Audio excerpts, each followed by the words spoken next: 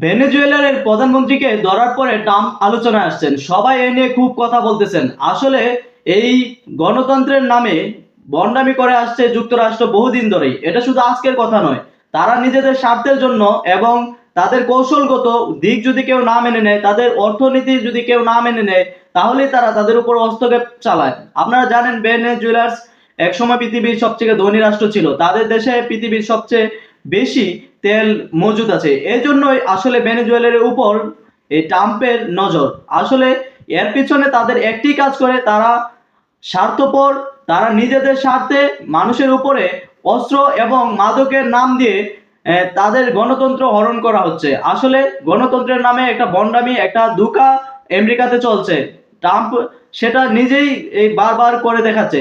আসলে এর পিছনে কোনো কারণ নয়। এর আগেও তারা ইরান, লিবিয়া, আফগানিস্তান একই রকম ঘটনা ঘটিয়েছে। তো আসলে গণতন্ত্রের ভণ্ডামি আমরা আর চাই না। আমরা চাই আল্লাহর দেওয়া ইসলাম।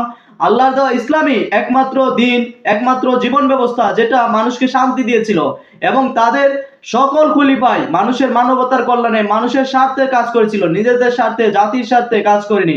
তারা প্রত্যেক দেশ, প্রত্যেক নাগরিক এবং প্রত্যেক দেশের প্রত্যেক, হোক সে হিন্দু, খ্রিস্টান, বৌদ্ধ, সবার সমান অধিকার একমাত্র ইসলাম, একমাত্র ধর্মই দিয়েছিল। তো আমরা চাই গণতন্ত্রের নামে ভণ্ডামি বাদ দিন, দিয়ে আল্লাহ দেওয়া আইন কানুন বিধি বিধান অনুযায়ী জীবন পরিচালনা করুন। আল্লাহ দেওয়া কোরআন দিয়ে জীবন পরিচালনা করুন।